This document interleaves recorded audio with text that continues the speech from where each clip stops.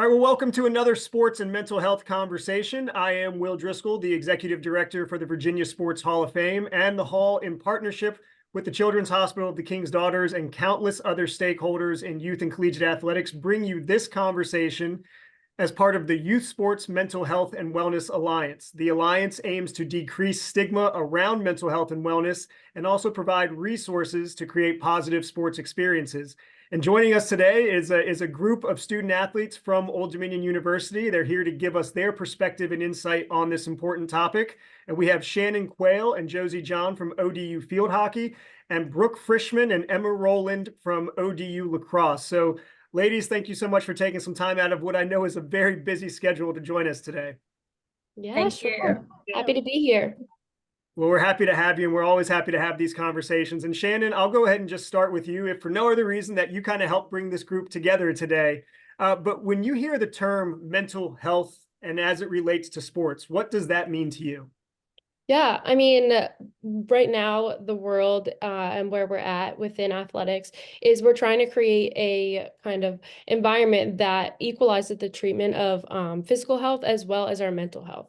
In the past, we've focused on, you have an injury, and typically we think that's, with your foot, with something in your body that we can see and we can treat within our physical element. But really, mental health right now is also another huge factor that we're trying to focus a little bit more on, and make sure that there are resources for our physical injuries, but also when we are struggling a little bit mentally, is making sure that there's resources in both aspects. Josi, I'll jump over to you. We know that there are challenges that student athletes face. Being a student athlete is much different than being just a general population student. What are some of the challenges that you and your peers face, and how does that relate to mental health and improving it or seeing it decrease? But just give us some perspective on what are the challenges that student athletes face. I would say one of the main challenges is balance, trying to find a balance in your life when it's school, sports, and social. And I have found it really difficult and trying to find time for myself as well to like mentally better myself and find ways where I can grow and develop, because sometimes the schedule is just very hard and you don't have a lot of time for yourself. So it's definitely very important as an athlete to focus on having that time by yourself to kind of just stay mentally strong. So I would definitely say that's the hardest part, is the balance of it all.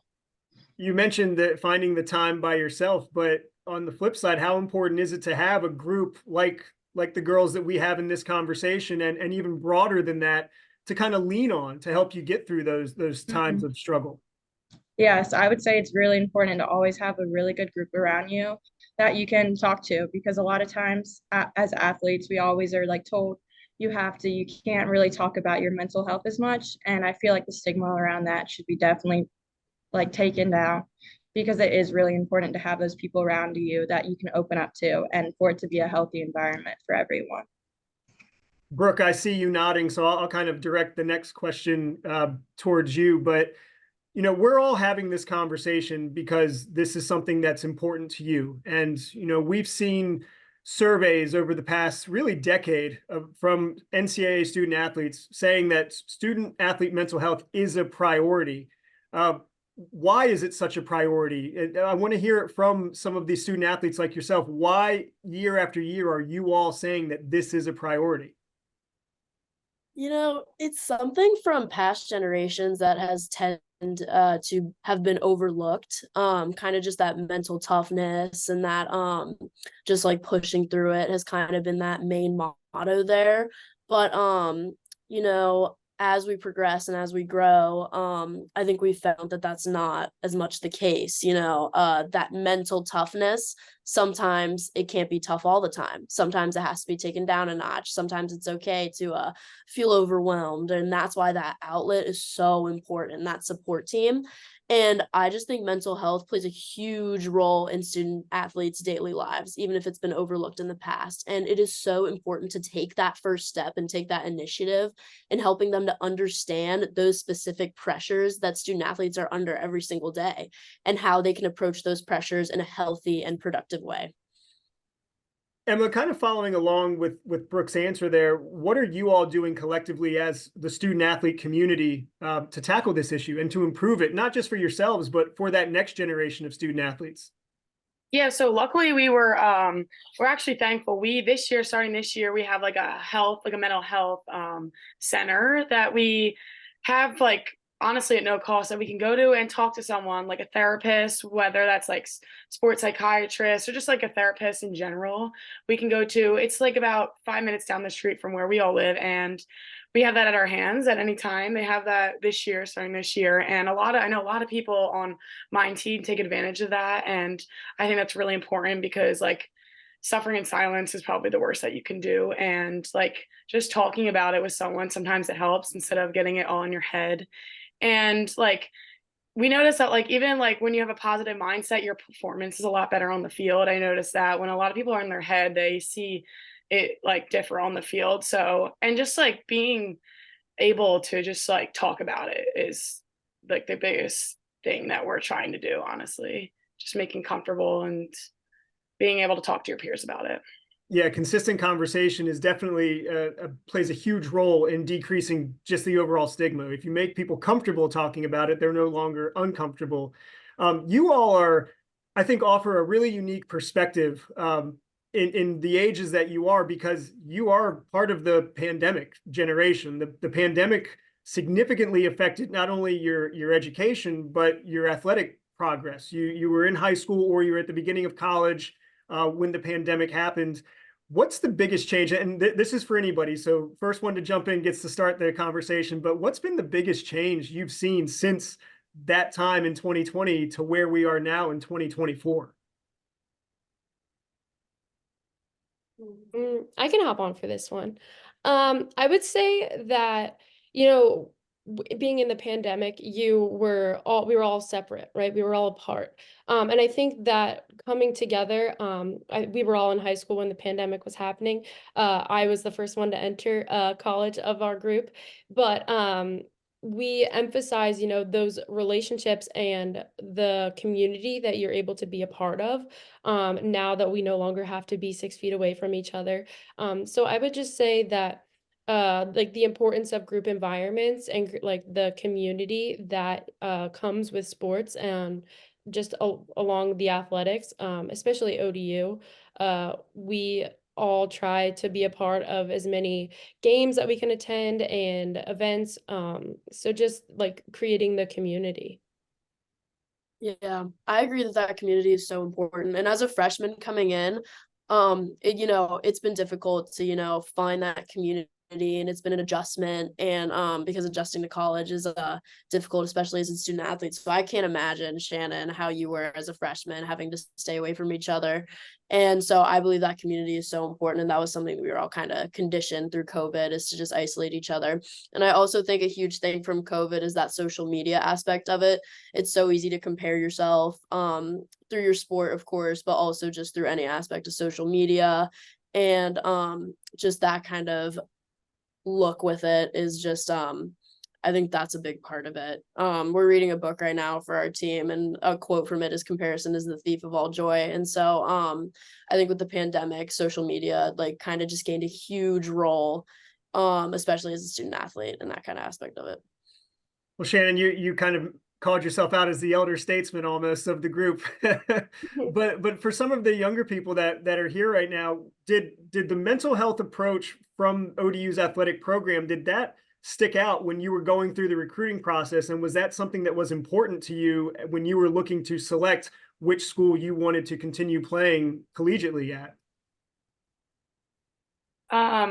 Well, honestly, I didn't really quite think about it because obviously not in college yet. I didn't realize how like stressed and overwhelmed I would be with my schedule because I haven't experienced being a D1 athlete. But like I said, like the health center is like new this year. So honestly, like it kind of just crossed my mind as they opened it up to everyone this year. But at first I was going to the student center that we have for all of students, but again, it's hard to get an appointment there. But now that we have something just for the student athletes, it's really nice. So I'm sure Brooke is loving that as like a new person, but we didn't have that last year. So coming into college, I didn't really think I would need someone to talk to, but now experiencing it, I definitely take that to my advantage. Well, one of the things that we've seen, just to kind of give you perspective, is when we started even having these sorts of conversations back in 2019, there were only a handful of schools in Virginia that had sports-specific mental health professionals in their athletic departments. Typically, like you just said, Emma, a lot of it was driven towards just the general counseling services on campus. So now we've seen ODU really ramp up, and other schools and universities in the state that have also started allocating those resources. So that just kind of shows you how the conversation has shifted to something that's much more open and talked about. One thing that you all are a part of, I believe, Shannon, that you mentioned that you're all a part of this, is the Morgan's Message Group at ODU. For those who might not know exactly what Morgan's Message is, give us an idea of what the organization is and what its purpose is. Anyone want to hop on, or I can do this one too? I'll go. So Morgan's Message, we are an education program. We hold monthly meetings and we do different topics. Usually we like to pair it with an event, just to encourage more people to come and make it a little less scary.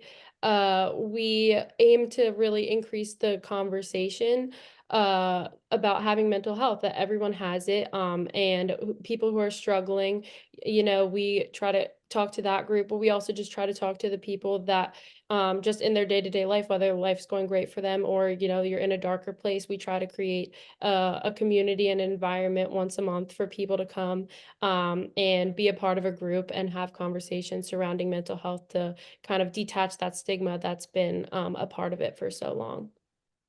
Josie, Yeah. what's been some of the, oh, sorry, go ahead, Brooke. Oh no, I was just gonna say that just being a part of it, like it's just so refreshing. Like every month, it's just something that you look forward to. It's just a way to just kind of feel relaxed and just like let loose and just have fun, and just like, I don't know, the biggest impact that I've seen it have is people just aren't afraid to talk about mental health, and their big motto is just breaking the stigma. Like I've seen a huge improvement there. And people feel comfortable talking about it and supporting Morgan's Message activities on campus. People are getting more and more involved in it. And just athletes like me are really proud to be a part of an organization like that. And we just want to help spread the word and kind of reach out and just help as many student athletes as we possibly can, even if they might not know that they need that specific help at that time. Just kind of showing that you're there is so important. And we just want people to feel comfortable with talking about it when they have their good days and bad days. Everyone has them. And we just want to kind of help out in any way we can. And I just think it's such an important outlet to be a part of. To kind of follow on for that, and Josie, I'll direct this question to you. Brooke just mentioned kind of taking pride in being the voice of this issue on campus. We look at, a lot of people from the outside will look at athletes, male or female, as you all are the tough ones. You're the ones we look to when we're to be tough. But as a student athlete, being the voice of mental health and wellness on campus, how much pride does that give you in being a part of a group like the Morgan's Message Group at ODU?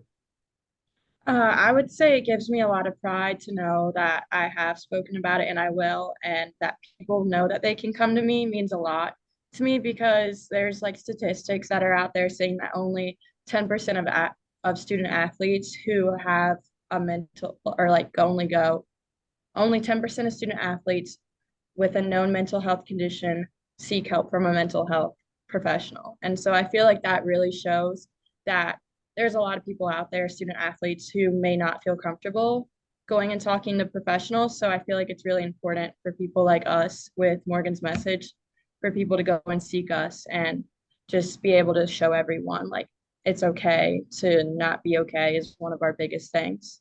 So that's a great point, because you mentioned it's important to rally around those that are in need, but it's also important to create that atmosphere that hopefully prevents those issues from popping up in the future. And one thing that I would always say is you might not see change today and it might not be tomorrow, but everything that you're doing is leading to large scale change over time. So certainly keep up the good work. kind of a general question again, and Shannon, I'll throw this one to you, but we talked about how NCAA surveys always list that the student athletes are saying mental health is their priority. Have you started to see in your time at ODU a change from when you started to where you are now, and how the NCAA and the institution approaches this issue? Oh, absolutely. I mean, like Emma said, the student athlete mental health and well-being center, it's a new program. So you don't know that you need something until you get to the moment that you don't have it. And so for us to, get Dr. Sonia Lund and for her to acquire some additional staff, has been huge for the university. I also think that just from my time, I'm a senior this year, but from my freshman year to my senior year, I've seen my coaches take it a little bit more seriously. My freshman year, we didn't meet with anyone. And then throughout my years, we started having, whether it became like bi-weekly or monthly, we've had professionals come in and talk to us in a little bit more of a relaxed setting, but conversations were had nonetheless. And I think that has been huge, because there were times when we didn't have that. And then we've definitely benefited from adding that into, our weekly meetings that we've had.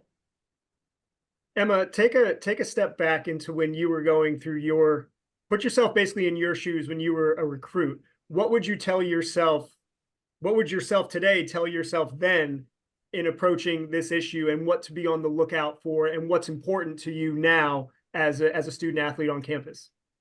Honestly, just use your resources and don't be afraid to talk to someone. I feel like that's the struggle today, that people just, again, suffer in silence because they might be afraid to talk about it with someone. But honestly, like, first time after going to therapy, I felt a huge weight off my shoulder, and I was like, maybe I should have considered this an earlier time, So honestly, the biggest thing I could have told myself is that, like, it's okay to talk to someone. It's going to be a lot better, and you'll just notice yourself like more free, I feel like, and it's going to help you perform better as well. So if there is any way that an improvement can be made, understanding that this is a process that is ever moving, the goalposts are constantly moving and it's ever changing. But if there is something that you would like to see changed next, what would it be? And Shannon, I'll start with you on that. Yeah, I mean, I think whether the NCAA mandates that some sort of mental health practitioner is on every college campus with athletes, that's specific to them as a resource, and then also just encouraging some sort of policy that requires coaches to go through some sort of mental health training to be facilitating conversations that are had, because I think they often break out, but whether they are prepared is sometimes in question. So just making sure that policies are being made in order to be protective and ready. Josi, how important is it for the student athlete to always have the voice in those conversations that Shannon just talked about? I feel like it's really important because sometimes you may not, as like your coach, you look up to them. Sometimes you might not always feel comfortable with having these conversations with them. And I feel like it's super important for the coach to understand that it does take a lot for us to go and talk to them about these issues and about like your mental health and everything. And I feel like coaches should, like Shannon said, should have to go through like training and stuff for NCAA, just so they have a better understanding of like our side, and that we may not always feel comfortable talking about it to them. Brooke, what does success, when you leave in a few years after your senior year, what would you constitute success in growing this issue and this platform? Just any form of change is just, it's indescribable. I knew Morgan personally, and I'm sure she would have given anything to just have that one door open, that one opportunity to just just have that opportunity to participate in something like Morgan's Message or that mental health center. And our coaches talking about how it's okay to not be okay and encouraging us to go to that. That's the first time a coach has ever talked to me about going to that kind of thing. So just like I don't know, someone coming up to me and saying that, you know, my efforts to help them, or, you know, pointing them towards Morgan Message or mental health center or anything like that, and saying that that helped me a ton and I needed that at that point in my life. So thank you for that. Or just any impact or any, you know, sign of change or sign of increased participation in things like this just means the world. There's nothing more important than that, you know. Sports accomplishments are one thing, they're amazing, but also that mental growth and those mental accomplishments are something, they're memories and things that you'll carry with you for the rest of your life and through everything. So And Emma, we have obviously lacrosse players and field hockey players on this, but is this something that is there a lot of, what's the word I'm looking for, collaboration between all of the athletic programs at ODU on this issue? Yeah, so I was actually just going to say that the one thing that we are trying to do is spread out to more teams. Like we see rowing, we see women's soccer, but we don't really see like men's teams. And it kind of hurts a little bit because I know that everyone's going through this, you know, and like we tell people about it, but if we can bring like honestly like all genders here, no matter what, all teams, I think it'd be even better. Like we see a lot of girl sports coming to these meetings and stuff, but we would love to see even more teams, honestly. But yeah, so I feel like that's where we're lacking a little bit with the men's teams, but we're still trying to do, we do like dedication games for Morgan's Message. And I know we're doing like a men's basketball games coming up where we just like dedicate the game to Morgan's Message. They have t-shirts, we give stuff out, you know, we make it all for Morgan's Message. So that's like the steps that we're getting into, hopefully to, you know, let everyone know about it. More people can start to come to our meetings and stuff like that. Well, definitely having conversations like this definitely pushes it a little bit further down the line. I really appreciate everybody's time. And Shannon, I'll kind of give you the opportunity for the last word here. But, you know, looking at how we have a conversation like this and everything that you're doing on campus with ODU Athletics and Morgan's Message, are you hopeful for the future and how this issue continues to grow and become much more positive? Yeah, you know, I'm excited for it. You know, I think there's so much room to continue to grow. So that means that there's so much that we can do just within our group, but then within athletics as well. You know, we're emphasizing putting the person before the athlete. So as long as we continue to spread the word, make sure that people know it's okay not to be okay.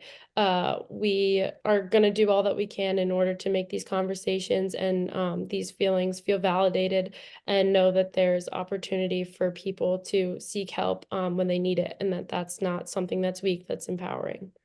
Well, putting the person before the athlete is probably one of the quotes of this conversation, and I think that that's something that everybody should keep in view when they're dealing with athletics, whether it's at the collegiate level and especially at the youth level. Is listening to all of the advice that the four of you have given today. It's been very good. So I want to take the time to thank you all for taking the time for joining us today and sharing your perspective and helping us as we keep the conversation going on sports, mental health, and wellness. So thank you all.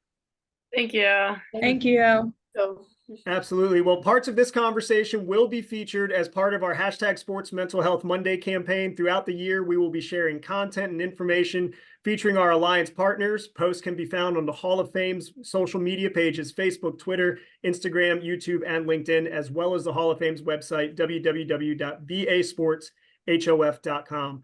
Once again, I am Will Driscoll from the Virginia Sports Hall of Fame. On behalf of the Youth Sports Mental Health and Wellness Alliance, thanks for following along, and be on the lookout for more sports and mental health conversations.